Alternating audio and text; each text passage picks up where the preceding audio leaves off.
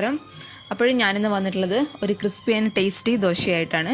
ദോശ എന്ന് പറയുമ്പോൾ നമുക്ക് സാധാരണ നമ്മൾ പച്ചരിയും ഉഴുന്നൊക്കെ അരച്ച് അത് ഫെർമെൻറ്റ് ചെയ്തിട്ട് ആണല്ലേ നമ്മൾ ദോശ ചുട്ടെടുക്കാറ്. ഇത് അതിൻ്റെ ഒന്നും ആവശ്യമില്ല. നമുക്ക് പെട്ടെന്ന് തന്നെ വളരെ പെട്ടെന്ന് തന്നെ ചുട്ടെടുക്കാൻ പറ്റിയൊരു ദോശയായിട്ട് ഇത്. ഫെർമെൻറ്റ് ചെയ്യേണ്ട ആവശ്യമൊന്നുമില്ല, പക്ഷേ ഭയങ്കര ടേസ്റ്റുമാണ് കഴിക്കാനായിട്ട്. അപ്പോൾ നമുക്ക് പെട്ടെന്ന് തന്നെ വീഡിയോയിലോട്ട് കിടക്കാം. ഇപ്പോൾ വീഡിയോയിലോട്ട് കിടക്കുന്നതിന് മുന്നേ അറിയാലോ, ഞാൻ എപ്പോഴും പറയുന്ന പോലെ വീഡിയോസൊക്കെ ഇഷ്ടപ്പെട്ടാൽ ചാനൽ സബ്സ്ക്രൈബ് ചെയ്യാൻ മറക്കരുത് കേട്ടോ. അപ്പോൾ നമുക്ക് ഈ ക്രിസ്പി ആൻഡ് ടേസ്റ്റി ദോശ എങ്ങനെ റെഡിയാക്കും നോക്കാം. അപ്പോൾ നമ്മുടെ ഈ ഫെർമെൻറ്റ് ചെയ്യാത്ത സോഫ്റ്റ് ദോശ ഉണ്ടാക്കാനായിട്ട് നമുക്ക് ആദ്യം വേണ്ടത് അറിയാലോ, പച്ചരിയാണ്. അപ്പം ഞാൻ ഒരു ഗ്ലാസ്സിൽ നിറയെ പച്ചരി എടുത്ത് ഒരു പാത്രത്തിലോട്ട് ഇട്ട് കൊടുത്തിട്ടുണ്ട്. ഇനി നമ്മൾ സാധാരണ പച്ചരി, അതായത് ദോശ ചൂടുമ്പോൾ ഉലുവ ചേർക്കാറില്ലേ, അതേ സെയിം പ്രൊസീജിയർ തന്നെ ഇതിലും നമുക്കൊരു 1/4 ടീസ്പൂൺ ഉലുവ ചേർത്ത് കൊടുക്കാം. ഇനി നമുക്ക് എന്ത് ചെയ്യണം, ഇത് കുതിർത്ത് വെക്കാൻ ആവശ്യമായിട്ടുള്ള വെള്ളം നമുക്ക് ഇതിലോട്ട് ഒഴിച്ചു കൊടുക്കാം. ഇനി നമുക്ക് ഈ വെള്ളം ഒഴിച്ചു കൊടുത്ത് ഈ ഒരു പാത്രം നമുക്ക് മാറ്റി വയ്ക്കാം. മറ്റൊരു പാത്രത്തിൽ അതേ സെയിം ഗ്ലാസ്സിൽ തന്നെ ഒരു 1/4 ഗ്ലാസ് കേട്ടോ, 1/4 ഗ്ലാസ് ഉഴുന്നാണേ. ഉഴുന്ന് ഞാൻ ഇട്ട് കൊടുക്കുന്നുണ്ട്, സെയിം ഗ്ലാസ്സിലാണേ. അതൊരു പാത്രത്തിലോട്ട് നമുക്ക് ഇട്ട് കൊടുക്കാം. ഇനി ഇതും കുതിർക്കാൻ ആവശ്യമായിട്ടുള്ള വെള്ളം ഒഴിച്ച് നമുക്ക് ഇതൊരു 6 മണിക്കൂറെങ്കിലും, മിനിമം 6 മണിക്കൂറെങ്കിലും രണ്ടിനും കുതിർക്കാനായിട്ട് മാറ്റി വയ്ക്കാം. അപ്പം ഞാൻ അടുത്ത ദിവസമായിട്ടുണ്ട്. അപ്പം ഞാൻ രണ്ടും നന്നായിട്ട് കഴുകി എടുത്തിട്ടുണ്ട് കേട്ടോ. അപ്പോൾ ഇനി നമുക്ക് എന്ത് ചെയ്യണം, ഇത് ഒരു മിക്സിയുടെ ജാറിലിട്ട് അരച്ചെടുക്കാം. അപ്പോൾ ആദ്യം നമ്മൾ അരച്ചെടുക്കാൻ പോകുന്നത് ഉഴുന്നാണ്. അപ്പോൾ ഉഴുന്ന് ഞാൻ ഈ മിക്സിയുടെ ജാറിലോട്ട് ഇട്ട് കൊടുക്കാൻ പോവാണ്.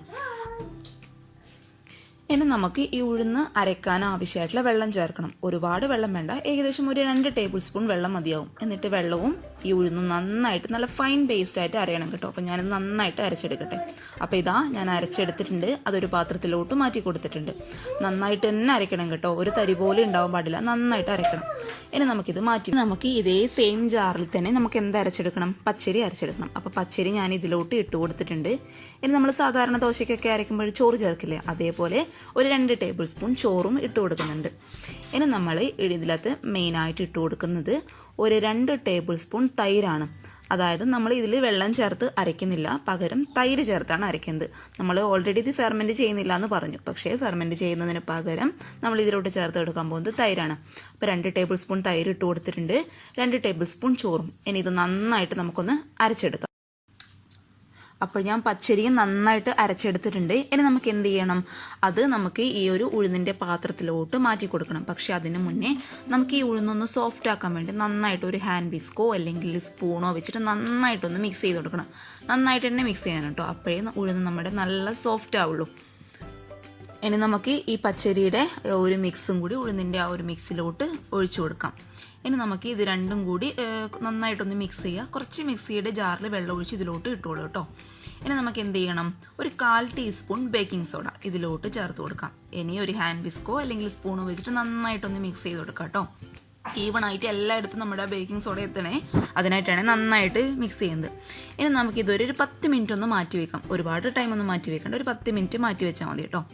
അപ്പോൾ ഇതാ 10 മിനിറ്റ് കഴിഞ്ഞിട്ടുണ്ട്. ഞാൻ ദോശയുടെ പാനൊക്കെ നന്നായിട്ട് ചൂടാക്കിയതിന് ശേഷം ദോശയുടെ മാവ് പാനിലോട്ട് ഒഴിച്ചു കൊടുത്തിട്ടുണ്ട്.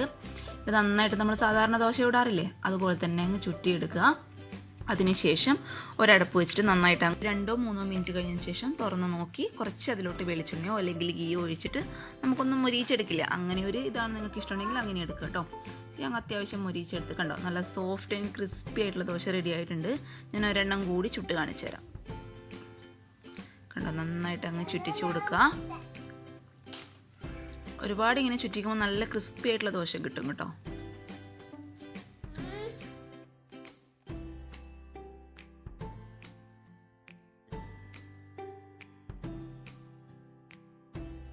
അപ്പം ഞാനിവിടെ ആ മാവ് കൊണ്ട് ഒരു 4 ദോശ ചുട്ടെടുത്തിട്ടുണ്ട് കേട്ടോ. ഏകദേശം ഒരു 5 ദോശ നമുക്ക് ചുട്ടെടുക്കാം, പക്ഷെ ഞാൻ 4 എണ്ണം മാത്രമേ ചുട്ടെടുത്തിട്ടുള്ളൂ. അപ്പോൾ നല്ല ക്രിസ്പി ആയിട്ട് വന്നിട്ടുണ്ട് കണ്ടോ. നമ്മൾ സാധാരണ ദോശ ഫെർമെൻറ്റ് ചെയ്യാൻ വെച്ച പോലെ നല്ല ഹോൾസൊക്കെ വന്നിട്ടുണ്ട്. അപ്പോൾ നല്ല ക്രിസ്പിയാണ്. നമ്മുടെ സാധാരണ നമ്മൾ ദോശയ്ക്കൊക്കെ ചട്നിയൊക്കെ കൂട്ടി കഴിക്കാറില്ല, ചട്നി അതുപോലെ സാമ്പാർ, പിന്നെന്താ നമ്മൾ ഉള്ളിയൊക്കെ വാട്ടി കഴിക്കുമ്പോൾ ഉള്ളിയൊക്കെ കുറച്ച് മസാലപ്പൊടിയൊക്കെ ഇട്ട് കഴിക്കുമ്പോൾ ഭയങ്കര ടേസ്റ്റ് ആട്ടോ ഈ ദോശ കഴിക്കാനായിട്ട്. അതുപോലെ ചൂടോടെ കഴിക്കാനാണ് കൂടുതൽ ടേസ്റ്റ്. അപ്പോൾ അതൊക്കെ നിങ്ങളുടെ ഇഷ്ടം പോലെ ചെയ്യാം. അപ്പോൾ ഇഷ്ടപ്പെട്ടാൽ എല്ലാവരും ട്രൈ ചെയ്ത് നോക്കണം. ട്രൈ ചെയ്ത് നോക്കിയിട്ട് അഭിപ്രായങ്ങളൊക്കെ അറിയിക്കുക കേട്ടോ. അതുപോലെ എൻ്റെ ചാനലിൻ്റെ വീഡിയോസൊക്കെ ഇഷ്ടപ്പെട്ടാൽ സബ്സ്ക്രൈബ് ചെയ്യാൻ മറക്കരുത്. അപ്പോൾ അടുത്ത ഒരു നല്ല വീഡിയോ ആയിട്ട് കാണും വരെ താങ്ക് യു, ബൈ.